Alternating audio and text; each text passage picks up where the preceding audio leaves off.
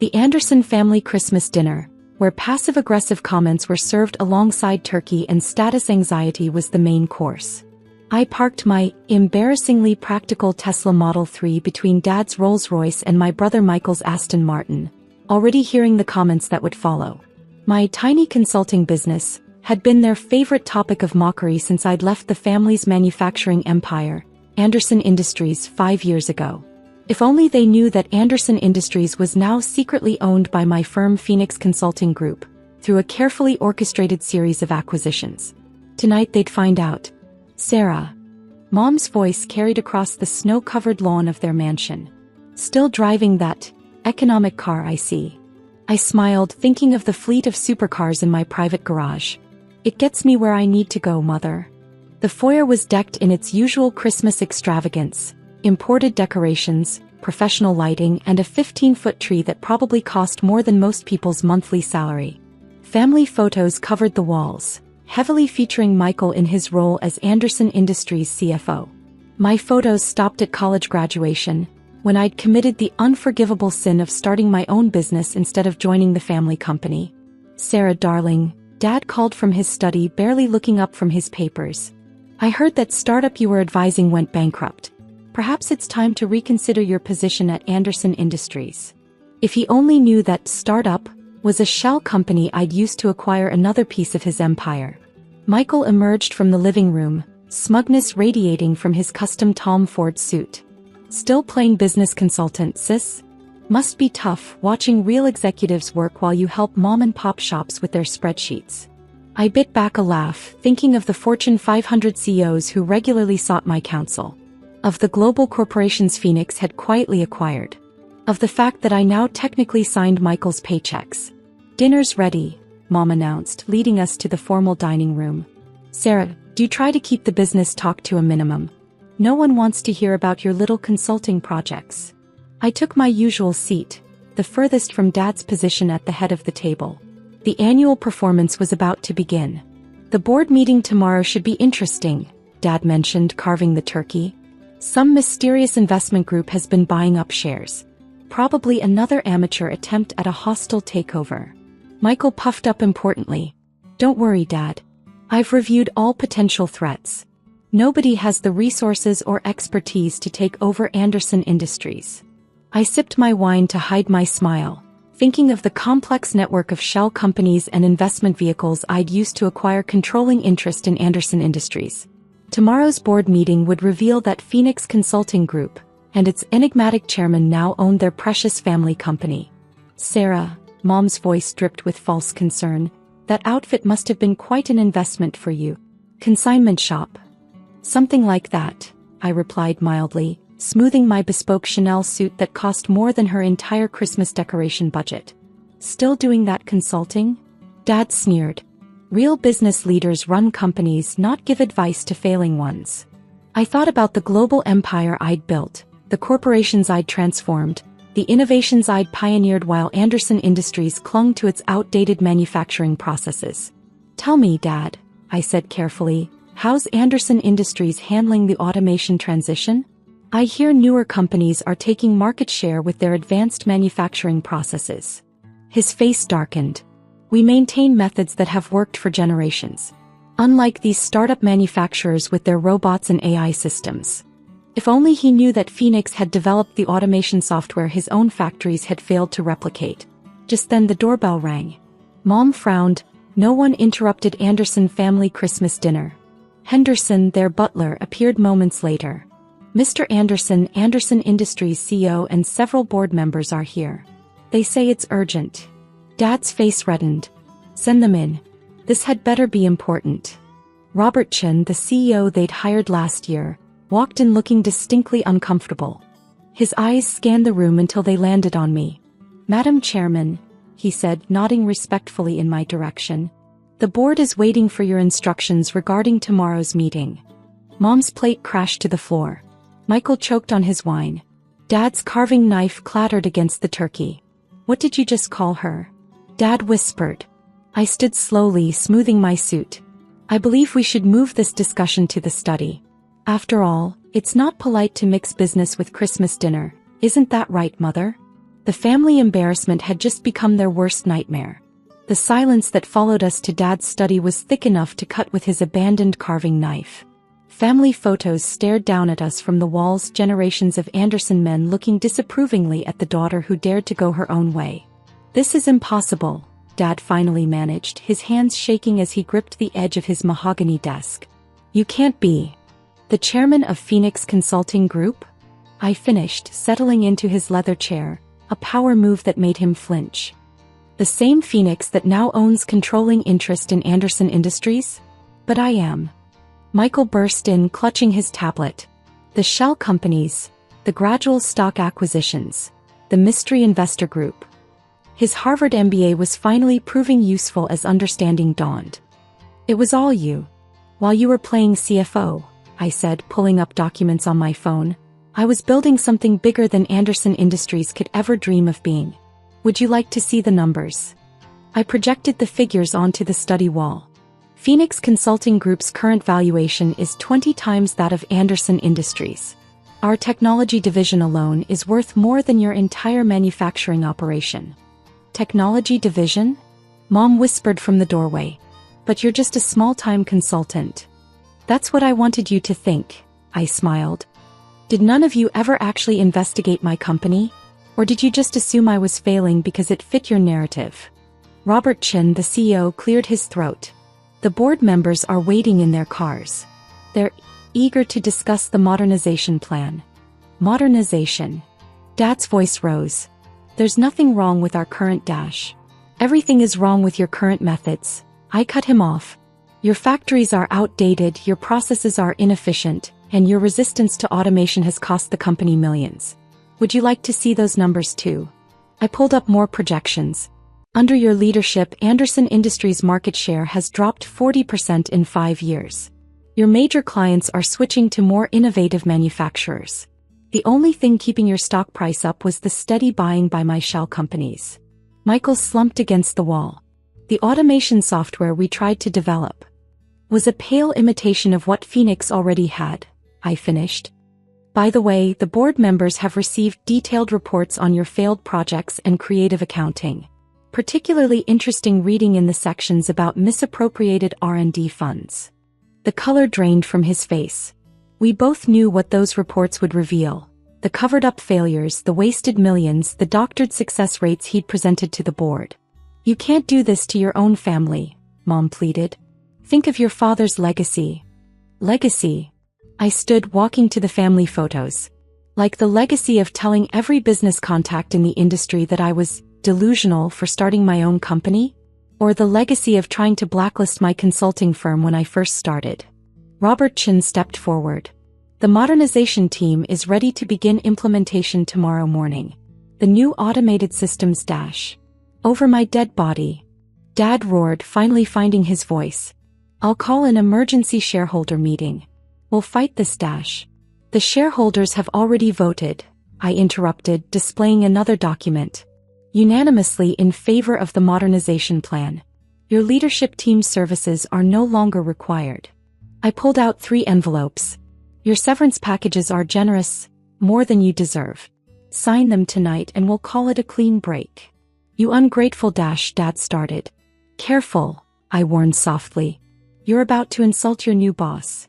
My phone buzzed, a message from my COO. "Construction crews ready. New signage arrives at midnight." "Speaking of changes," I continued, "the Anderson Industries name will be retired effective tomorrow. All facilities will be rebranded as Phoenix Manufacturing within the week." "You're destroying everything we built," Mom whispered. "No," I corrected her. "I'm saving what's left of it. Your outdated methods, your resistance to innovation, your nepotistic management style, it all ends tomorrow." I walked to the door, then turned back. "Oh, and about my little consulting projects? Ask your friends at Sterling Manufacturing and Roberts Industries who their new owner is. Spoiler alert, they're also part of Phoenix now." The look of dawning horror on their faces was priceless as they realized the scope of what I'd built while they were busy mocking my career choice. "The board meets at 8 a.m. sharp," I announced. "Don't bother attending, your resignations will be announced first thing." As I reached the study door, Dad found his voice again. "Sarah, wait. We can talk about this. We just did, I replied without turning around. For 5 years, you talked about exactly what you thought of me. Tomorrow you'll learn exactly what that cost you. Walking back to the dining room, I picked up my wine glass for one final toast. Merry Christmas, family. Consider this my gift to the company, saving it from your incompetence. The look of stunned defeat on their faces was better than any Christmas present they could have given me. The family embarrassment had just become their worst nightmare. And tomorrow the real changes would begin. The next morning, I arrived at Anderson Industries headquarters before sunrise. The massive Anderson Industries sign loomed over the entrance, its outdated font a perfect symbol of everything wrong with the company. Construction crews waited in their trucks, ready to begin the transformation. My so Lisa met me in the lobby, tablet in hand. Your brother tried to access the mainframe at 4 a.m. Apparently, he thought he could delete some interesting financial records. And his credentials were revoked hours ago. Everything's been backed up and sent to the forensic accounting team. I smiled, adjusting my crimson power suit. And Dad tried to call an emergency board meeting at his country club. Unfortunately, all the board members were already in our executive briefing, reviewing the evidence of management misconduct. The lobby was still dark, but security cameras showed employees starting to arrive. They'd find their key cards redirected to a temporary entrance where new IDs would be issued, Phoenix IDs. Your mother is calling every business contact she has, Lisa continued, trying to rally support. How's that working out? Most of them already work for us. The rest are too busy reviewing our purchase offers for their own companies. The elevator dinged and Michael burst out, his designer suit wrinkled from what was clearly a sleepless night. The system, my files. What have you done? Protected the evidence, I replied calmly. The SEC will be particularly interested in those special project accounts you've been managing. His face went pale. You wouldn't. Actually, I would. And I did. They're reviewing everything as we speak. Mom's voice rang across the lobby. Sarah, what is the meaning of this? She waved her phone, showing an email about the mansion. The company house is company property, I finished for her. And the new company has different plans for it. The relocation team will help you move out by the end of the week. Move out? But we've lived there for 30 years. On the company's dime, I reminded her. The mansion will make an excellent innovation center and startup incubator. The front doors flew open and Dad stormed in, followed by several old guard executives. This ends now.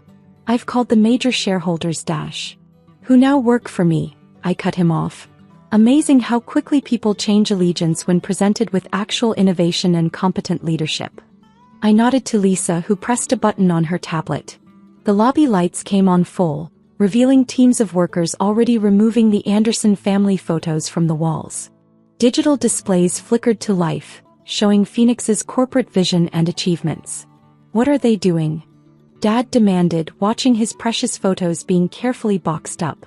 Dragging this company into the 21st century, I replied. Those photos are going to the corporate museum we're building. A reminder of how not to run a modern manufacturing company. The main doors opened again, admitting a stream of business reporters. Right on schedule. Ladies and gentlemen, I announced, my voice carrying across the marble lobby. Welcome to the future of American manufacturing. As of this moment, Anderson Industries ceases to exist. In its place, Phoenix Manufacturing will bring true innovation to this industry. The digital displays switched to showing Phoenix's manufacturing innovations, our automated systems, our efficiency metrics, our global reach. To our employees, I continued, change is coming. Those who embrace it will thrive. Those who resist, I glanced at my family, will need to seek opportunities elsewhere. Security appeared with cardboard boxes. Mr. Anderson, Mr. Michael Anderson, your offices need to be cleared by noon. Dad made one last desperate attempt. You can't just erase 70 years of history. I'm not erasing it, I corrected him. I'm acknowledging it for what it was, a cautionary tale about the dangers of resisting progress. I turned to the assembled press. Anderson Industries was founded in 1953 with a vision of American manufacturing excellence. Somewhere along the way, that vision became clouded by ego, complacency, and resistance to change. Today we restore that original vision, updated for the modern era. The construction crews outside began removing the old Anderson Industries sign. Through the glass doors we could see the new Phoenix logo being prepared. "You've destroyed this family," Mom whispered, tears in her eyes. "No," I replied, loud enough for everyone to hear. "I've saved this company from our family. There's a difference." As security escorted them out, Dad protesting, Michael sulking, Mom in tears, I addressed the gathered employees one final time. "The era of manufacturing by tradition is over. Welcome to manufacturing by innovation." The new Phoenix logo illuminated above the entrance, casting its light across the transformed lobby. The family company was dead. Long live the new empire. But the most satisfying moment came later that evening. As I sat in my office, formerly Dad's sacred sanctuary, reviewing the day's transformation, my phone buzzed with a text from Aunt Catherine, Dad's estranged sister. "I saw the news. Your grandfather would be proud. He always said the company needed someone who could see the future, not just cling to the past. Maybe that's why they pushed me out when I suggested modernizing 20 years ago. Show them what a woman with vision can do." I smiled, remembering the aunt they'd labeled too radical for suggesting computers might be important in manufacturing. The aunt they'd forced out when she tried to revolutionize their processes. The aunt who'd secretly mentored me all these years. "Thanks for teaching me everything they refused to learn," I texted back. "The Innovation Center will be named after you." The perfect epilogue to the family drama, honoring the first Anderson visionary they'd pushed aside, while introducing the last Anderson they'd ever underestimate. Sometimes the best revenge isn't just success. It's succeeding at everything they said you couldn't do. The Harrison family Christmas dinner had always been a performance of success, wealth, and status. This year was no different, except that I was about to become the star of the show. Just not in the way my family expected. I adjusted my simple black dress, bought off the rack from Nordstrom, feeling distinctly underdressed among my relatives' designer labels. My sister Victoria's Gucci dress probably cost more than my car, or at least more than what they thought my car cost. "Emma." My mother's voice carried across the formal dining room of their Manhattan penthouse. "Come help me with these plates, since you're used to serving people in that little office job of yours." I gritted my teeth but moved to help. At 32, I was still treated like the family disappointment, the daughter who'd turned down a position at my father's law firm to work some corporate job that none of them bothered to understand. "Where's James?" I asked, though I already knew the answer. My older brother was probably making another grand entrance, likely with news of another promotion or bonus. "Oh, he's just finishing a call with his managing partners," my mother replied proudly. "They're making him senior partner next month. Youngest one in the firm's history." Right on cue, James strode in, his custom-made suit perfectly pressed, his Rolex catching the light from the crystal chandelier. "Sorry I'm late, everyone. Year-end bonuses took longer than expected." Our father beamed. "That's my boy. Always closing deals." Victoria, my sister, immediately latched onto James's arm. "Tell them about the new house in the Hamptons, James. The one next to the Vanderbilts." I busied myself arranging plates, thinking about the email I'd received just hours ago. The merger I'd been orchestrating for months, the one that would reshape the entire tech industry, was nearly complete.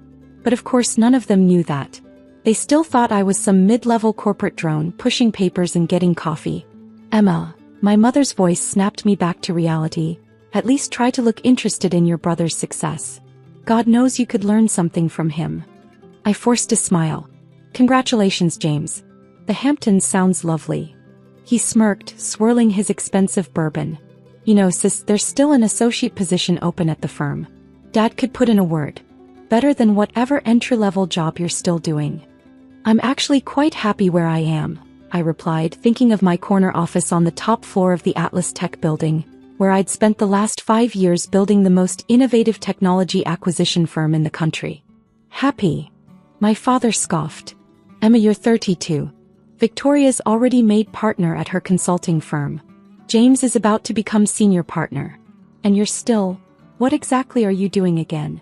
"I work in corporate acquisitions," I said quietly, The same simplified explanation I'd given for years. Oh yes, Victoria laughed, adjusting her diamond bracelet. Still pushing papers for that tech company? What was it called again? Atlas something.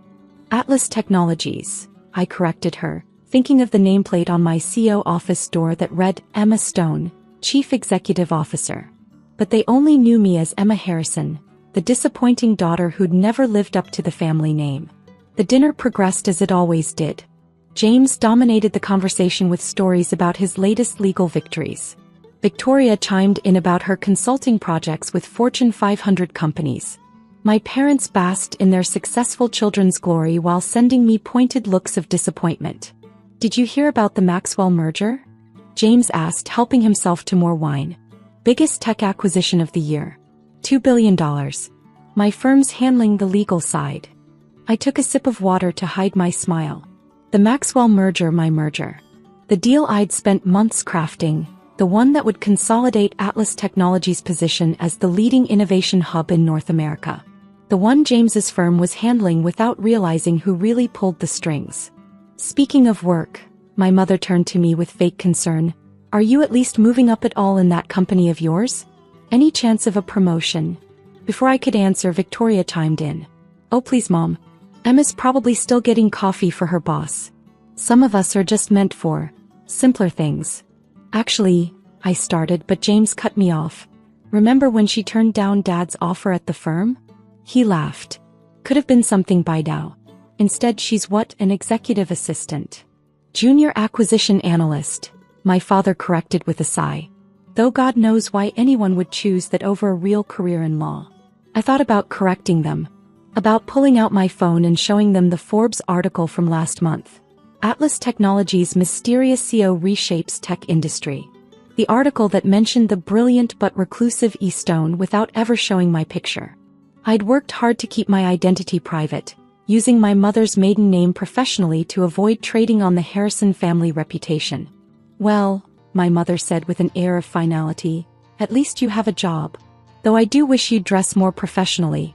That dress looks like it's from a department store. Victoria snickered. Not all of us can afford Gucci, Mom. Some people shop at, what's that store called? Macy's. I glanced down at my simple dress, a custom-made piece from a small Parisian designer that cost more than Victoria's entire wardrobe. But they didn't need to know that. Not yet. How's the apartment hunting going? My father asked Victoria. Found anything suitable in Manhattan? Victoria brightened. Actually, I've got my eye on a perfect place. That new luxury building on Park Avenue, the Sovereign. Top floor penthouse. I nearly choked on my water. The Sovereign, the building I'd bought last month as an investment property.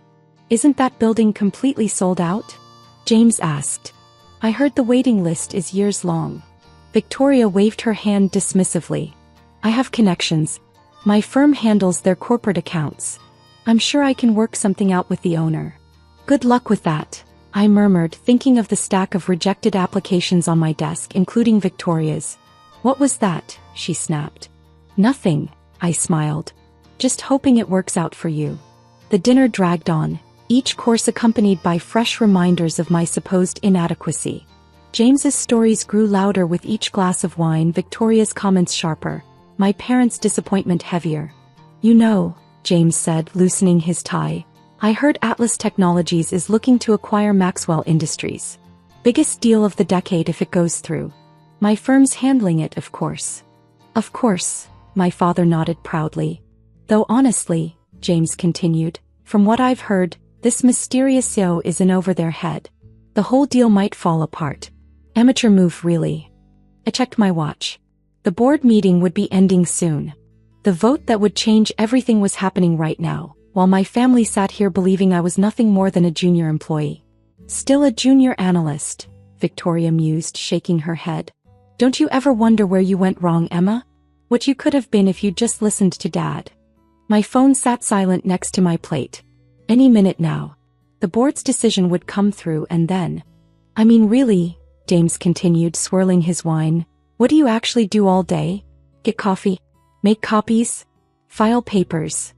I opened my mouth to respond, but Victoria wasn't finished. Remember when she said she was going to be successful on her own? Without the family name? How's that working out for you, little sister? The crystal chandelier light caught the edge of my wine glass as I lifted it, thinking about the empire I'd built while they weren't watching. The companies I'd acquired, the billions I'd made, all without anyone knowing my real identity. I do wonder, my mother sighed dramatically, where we went wrong with you, Emma. Your siblings are so successful and you're still just a nobody? I supplied quietly. Well, she had the grace to look slightly embarrassed. I wouldn't say nobody. Just underachieving. My phone lay silent on the table. Any minute now. The board meeting would be ending and then everything would change. I just had to wait for the perfect moment. James raised his glass. To success, he declared, and to hoping our little sister might someday find some of her own. Victoria laughed. Still a junior employee at 32. At least you have a job, I suppose. The crystal glasses clinked around the table, a symphony of success I wasn't supposed to be part of. But they had no idea what was coming. No idea at all. The grandfather clock in the corner struck 8, its chimes echoing through the dining room. James was in the middle of another story about his legal brilliance when my phone finally lit up. The caller ID read Sarah Martinez, my chief operating officer. Emma, my mother sighed, what have I told you about phones at the dinner table? I'm sure whatever entry-level crisis you're dealing with can wait. I smiled, letting it ring one more time. Actually, I should take this. It's about the Maxwell merger James was just discussing. James snorted into his wine glass. Please. Like a junior analyst would know anything about that deal. I'm handling it personally. Are you? I kept my voice light as I answered the phone. Sarah, you're on speaker. What's the board's decision? Sarah's crisp, professional voice filled the room. Ms. Stone, the board voted unanimously in favor. The $2 billion merger with Maxwell Industries is approved. Congratulations, ma'am. You've just completed the largest tech acquisition of the decade. The silence that followed was absolute. James's wine glass stopped halfway to his mouth. Victoria's fork clattered against her plate. My parents sat frozen, trying to process what they'd just heard. Excellent, I replied calmly. Have legal send over the final contracts. I'll sign them tonight. Of course, Miss Stone. Oh, and the Wall Street Journal is requesting an interview. They're calling it a masterpiece of corporate strategy. Thank you, Sarah. That will be all. I ended the call and turned back to my family. I'm sorry, James. You were saying something about amateur moves? Stone. Victoria whispered, her face draining of color. But that's my professional name, I finished for her. Emma Stone, CEO of Atlas Technologies. Mother's maiden name, actually. Rather fitting, don't you think? James stood up so quickly his chair toppled backward. This is impossible. You're a junior analyst. You get coffee and file papers. I raised an eyebrow. Is that what you really think I've been doing for the past 5 years? While you were all so busy succeeding, did none of you ever actually check what I was building? My father's face had turned an interesting shade of red. You're the mysterious CEO? The one who's been reshaping the tech industry? The very same. I pulled out my phone and opened the Forbes article, sliding it across the table. Though I prefer innovative to mysterious. Victoria grabbed the phone, her hands shaking. Atlas Technologies, $30 billion in acquisitions, youngest CEO in tech history, revolutionizing corporate strategy. She looked up, her perfect makeup unable to hide her shock. This is all you. Every bit of it. I turned to James. By the way, your firm's handling of the Maxwell merger has been excellent. Though next time, you might want to check who you're calling an amateur. My mother found her voice. But why didn't you tell us? Would you have believed me? I asked quietly. When have any of you ever believed I could succeed without the Harrison name? The sovereign, Victoria whispered suddenly. You're the owner. That's why my application was rejected.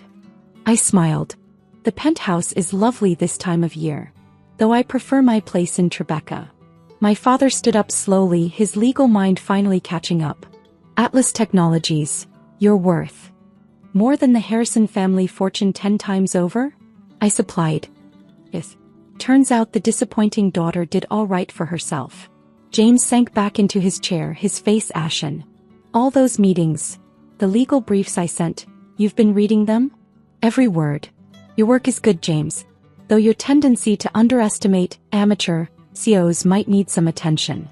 Victoria's perfectly manicured hands trembled around her wine glass. The consulting contract my firm's been pitching is under review, I finished. Though after tonight's performance I might need to reconsider. My mother's voice was barely a whisper. Emma, darling, we never meant. Yes, you did, I cut her off gently. You meant every word, every dismissive comment, every disappointed sigh. You all believed exactly what you wanted to believe, that I was nothing without the Harrison name. I stood up, smoothing my department store dress. Now if you'll excuse me, I have a $2 billion merger to finalize. James, your firm will receive the contracts tonight. Try to keep your amateur opinions to yourself while reviewing them. Emma, wait, my father called as I reached the door. We were wrong. About everything. Yes, I agreed, you were. And now you know exactly how wrong you were. I turned back one last time. Oh, and Victoria? About the Sovereign, I'll have my assistant send over a list of more suitable buildings. Ones more appropriate for your budget. The elevator ride down from their penthouse gave me time to savor the moment. As I stepped into my waiting car, a custom Bentley that cost more than James's house, my phone buzzed with messages from my family. Mom, Emma, please come back. We need to talk. James, I'm so sorry. I had no idea. Victoria, can we meet tomorrow?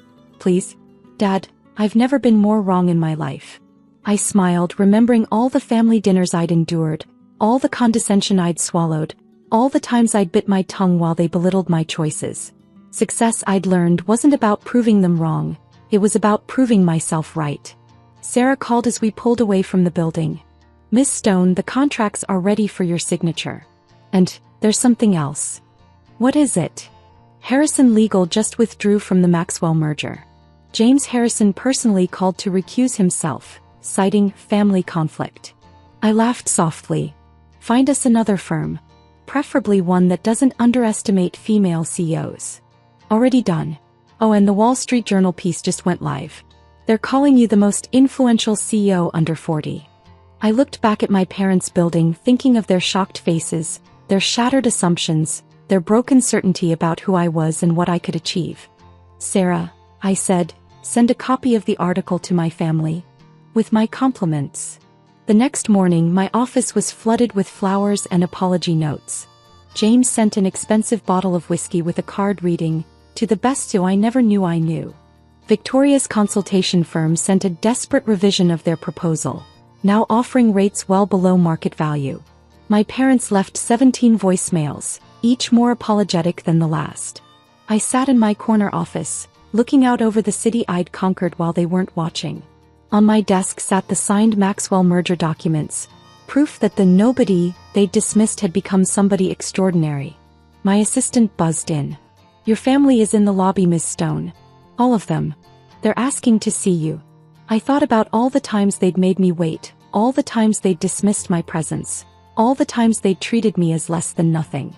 Tell them, I smiled, that they'll need to make an appointment. The CEO of Atlas Technologies is a very busy woman. After all, success isn't just about making money or closing deals. Sometimes, it's about showing the people who never believed in you exactly what they missed while they were too busy looking down to see you rising up. And as I sat there reading the Wall Street Journal's glowing profile of the brilliant strategist reshaping corporate America, I couldn't help but think that sometimes the best revenge isn't proving others wrong. It's proving yourself right so spectacularly that they have no choice but to admit how wrong they were. The nobody had become somebody. And she did it all without their precious Harrison name. The Sullivan Manufacturing Company has always been for sons, my father declared, standing in his corner office overlooking the factory floor. That's how my father ran it, how his father ran it, and how it will continue to be run. I stood before him in my carefully pressed suit, the business proposal I'd spent months preparing clutched in my hands. At 26, with an MBA from Wharton and 3 years of experience at McKinsey, I was more qualified than either of my brothers to take over the family business. Not that it mattered. But Dad, I tried one last time. The manufacturing industry is changing. We need to adapt to modernize. Enough, Catherine. He waved his hand dismissively. Your brothers Michael and James will handle the transition when I retire. The company needs a strong hand, not. He gestured vaguely at my presentation materials, endless analysis and complicated theories. I glanced through the office window at my brothers on the factory floor. Michael was arguing with a supervisor about something, his face red with familiar anger. James was nowhere to be seen, probably still nursing a hangover from last night's client meeting. Those reports you're dismissing? I said quietly. They show we're losing market share to automated competitors. Our production costs are 30% above industry standard. If we don't change dash. I said enough. My father's fist came down hard on his desk. This is exactly why women don't belong in manufacturing. You're too caught up in numbers and charts to understand the real business. The relationships, the handshake deals, the way things have always been done. I stood there for a moment, letting his words sink in. 15 years of proving myself, of working harder than anyone else, meant nothing against centuries of tradition. Fine, I said finally, gathering my papers. Good luck with the old way of doing things. Catherine, he called as I reached the door, his voice softening slightly. There's nothing wrong with finding a nice corporate job. Something more suitable. The boys will make sure you're taken care of. I turned back, meeting his eyes. No, Dad. I'm going to do something better. I'm going to build my own company. And when I do, I won't need anyone to take care of me. He laughed, actually laughed. Manufacturing isn't something you can just start from scratch. It takes generations to build the connections, the trust dash. Who said anything about traditional manufacturing? I left his office for the last time that day, walking past the outdated machinery, the inefficient production lines, the mountains of paperwork that could have been digitized years ago. The Sullivan Manufacturing Company was a dinosaur, and my father was too proud to see the meteor coming. That night, I sat in my apartment with my best friend and fellow engineer, Sarah Chin, laying out my vision. Automated manufacturing, I explained, spreading out my plans on the kitchen table. Not just robots on assembly lines, that's old tech. I'm talking about AI-driven production, predictive maintenance, zero-waste optimization. Everything Sullivan Manufacturing does, but better, faster, and cheaper. Sarah studied the diagrams, her eyes widening. This could work. But you'd need serious capital, cutting-edge technology. I've been planning this for years, I admitted, pulling out another folder. Every bonus, every consulting fee, every penny I could save, it's all gone into research and development. I even filed provisional patents for some key innovations. Your father doesn't know? I smiled grimly. He never bothered to ask what his daughter was working on. Too busy teaching the boys how to close deals over golf and whiskey. We worked through the night, refining the business plan. By morning, Nova Industries was born, at least on paper. The first year was brutal. I cashed in my 401k, sold my car, and moved into a tiny studio apartment to fund the initial development.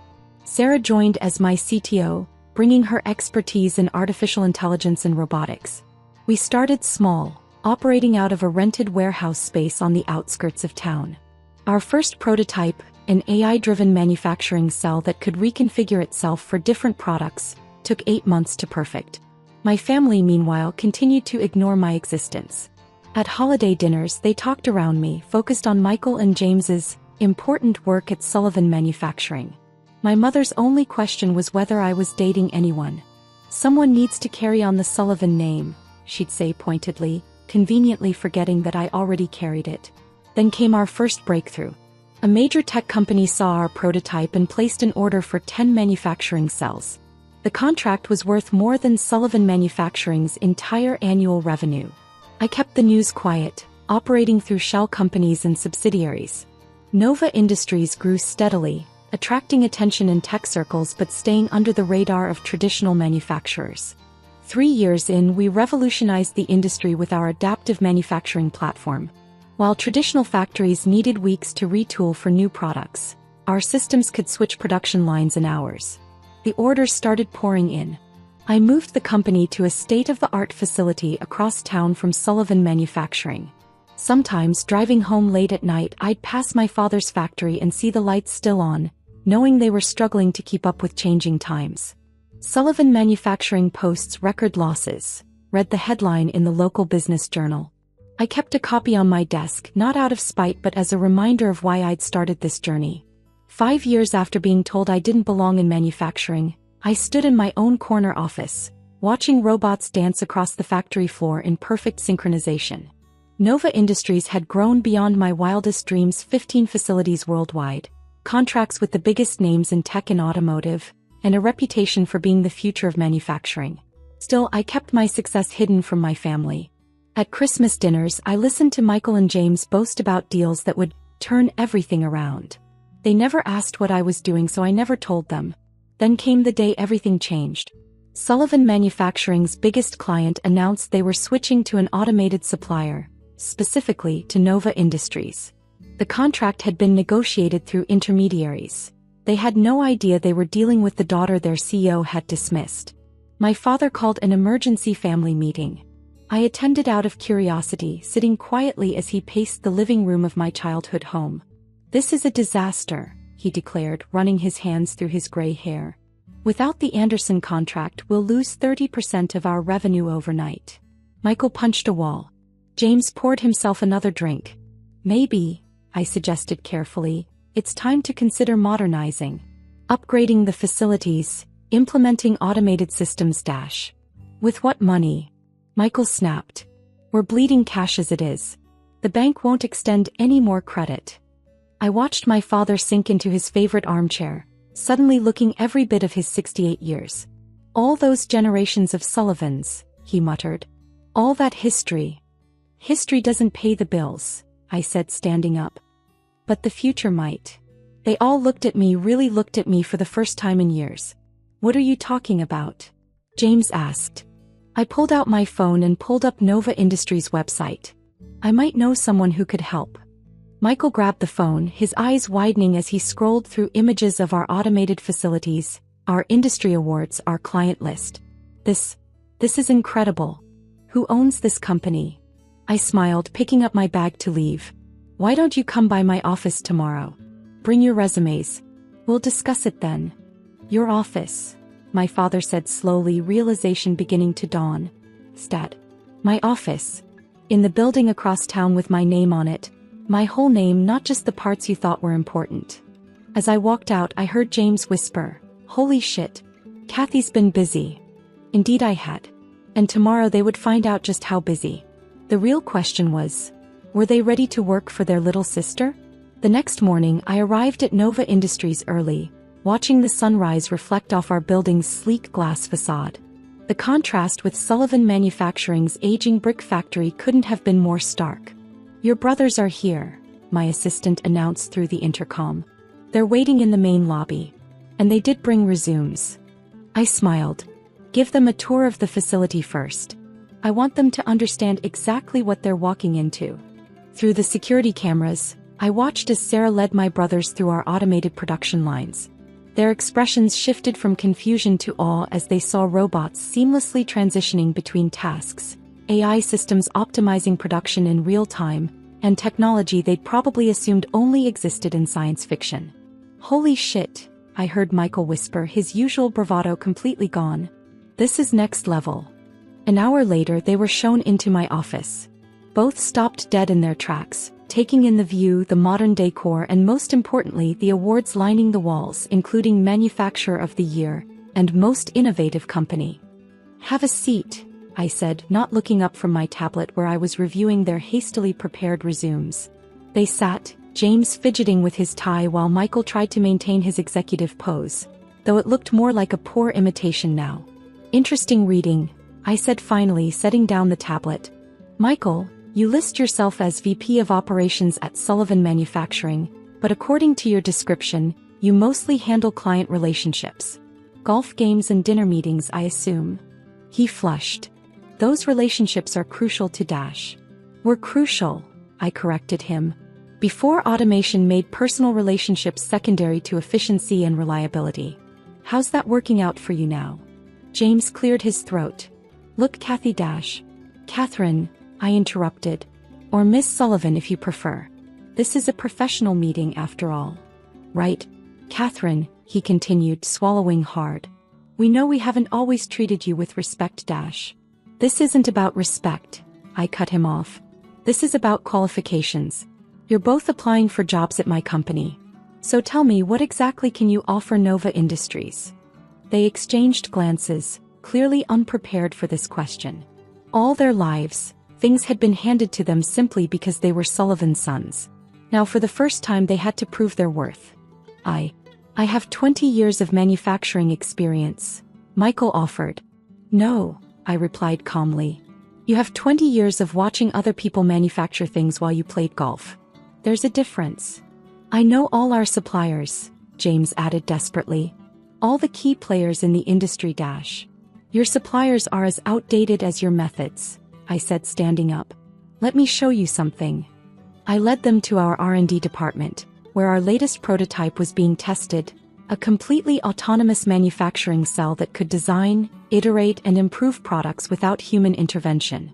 This single unit, I explained, can do the work of your entire factory floor with better quality and zero waste. It doesn't need personal relationships. It doesn't care about family names or tradition. It simply performs. Then why? Michael paused, gathering his courage.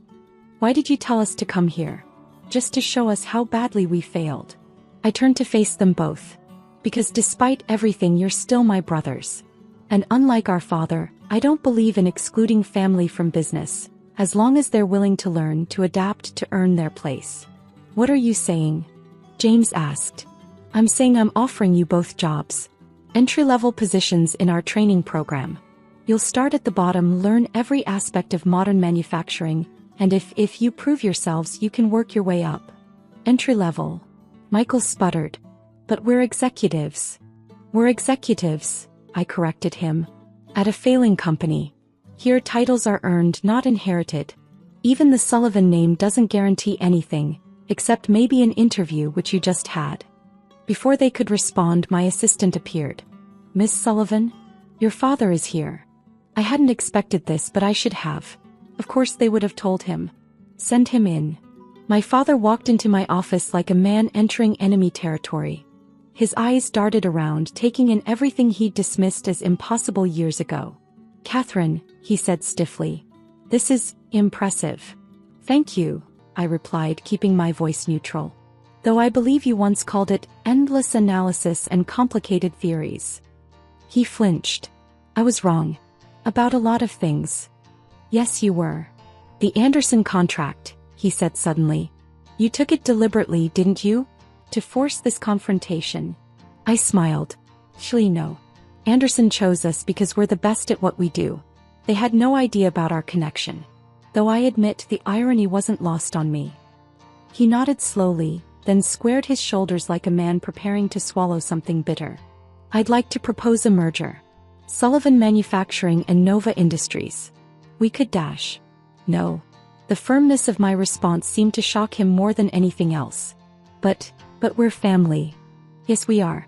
And because we're family, I'm offering Michael and James a chance to learn, to grow, to be part of the future. But Sullivan Manufacturing? That represents everything I've spent 15 years proving wrong. It needs to end. You'd let our family's legacy die? He demanded. I gestured around my office. Look around, Dad. I'm not letting the legacy die. I'm transforming it. Nova Industries is the Sullivan legacy now. A legacy built on innovation and merit, not tradition and gender. He sank into a chair, suddenly looking very old. All these years, he murmured. All these years you were building this, and I never even asked what you were doing. No, you didn't. And now? What happens now? I sat down behind my desk in my company built my way. Now you have a choice. You can retire, enjoy your grandchildren, and know that the family name lives on in something greater than you imagined. Or you can stay and watch your sons learn what real manufacturing looks like in the 21st century. As entry-level trainees, Michael added bitterly. Yes, I confirmed. Because that's how real business works. Not through inheritance, not through tradition, but through hard work and adaptation. My father stood up slowly, straightening his jacket. You've proven me wrong, Catherine. Completely and thoroughly wrong. That wasn't my goal, I said softly. My goal was to prove myself right. He nodded, extending his hand formally. Congratulations, Miss Sullivan. You've built something extraordinary. I shook his hand, feeling the calluses earned from decades on the factory floor. Thank you, Mr. Sullivan. Will you be staying to watch your sons start their training? He looked at Michael and James, then back at me. Yes, he said finally. I think I will. It's time I learned something new myself. 3 months later, I stood on our factory floor watching my brothers learn to program our automated systems.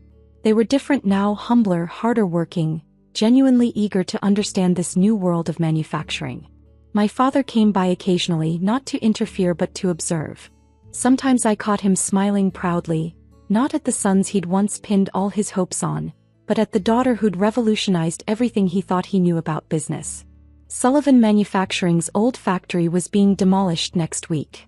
In its place, we were building Nova Industries' new research center, a place where tradition and innovation would finally work together. Miss Sullivan? My assistant appeared with a tablet. The Wall Street Journal interview is ready. They want to know the secret to Nova's success. I looked out over my factory floor, at the robots dancing their precise ballet, at my brothers learning their new roles, at the future I'd built from nothing but determination and vision. Tell them the secret is simple, I said. Never let anyone else define your capabilities. Success isn't inherited, it's earned, one innovation at a time. The Sullivan name meant something different now. Something better. And I had made it that way.